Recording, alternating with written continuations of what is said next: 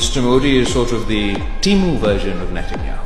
নরেন্দ্র মোদী হলেন নেতানিয়াহুর কম দামি সংস্করণ।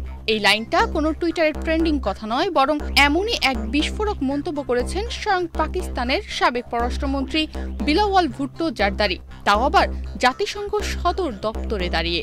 এই তুলনা শুধু রাজনৈতিক নয়, এর মধ্যে লুকিয়ে আছে এক ভয়ঙ্কর ইঙ্গিত। মোদী যা করছেন কাশ্মীরে, যা করতে চেয়েছেন আসামে, মণিপুরে, বা যা পরিকল্পনা করেছিলেন বাংলাদেশের সীমান্তে, তা এক একটা মিনি গাজা বানানোর ছক নয় তো। এমনটাই বলছেন বিলাওয়াল ভুট্টো।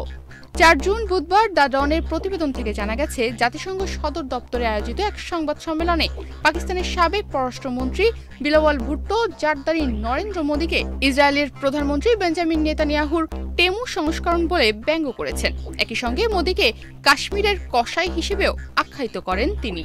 আচ্ছা, টেমু মানে কি?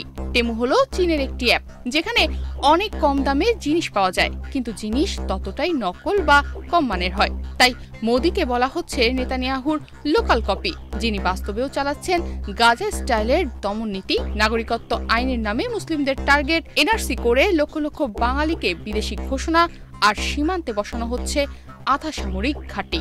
বিশ্লেষকদের মতে মোদী সরকারের কাশ্মীর নীতি, মুসলিম বিরোধী অবস্থান ও নিরাপত্তা বলয়ের হিন্দুত্ব কেন্দ্রিক ব্যবহার, এই সবকিছুই ইসরায়েলের ফিলিস্তিন নীতির সঙ্গে হুবহু মিলে যায়।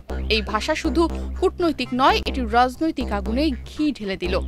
এ সময় বিলাওয়াল ভুট্টো আরও বলেন, যদি ভারত পাকিস্তানের পানি বন্ধ করে দেয়, তা হবে সরাসরি যুদ্ধ ঘোষণা। বিলাওয়াল দাবি করেছেন, আমেরিকার মধ্যস্থতায় সাময়িক যুদ্ধবিরতি এলেও স্থায়ী সমাধানের একমাত্র পথ হল কূটনীতি ও গোয়েন্দা সহযোগিতা। এমন মন্তব্যের পর প্রশ্ন উঠছে, বাংলাদেশ, মিয়ানমার, পাকিস্তান অঞ্চলেও কি গাজার ছায়া ফেলতে চাইছেন মোদী?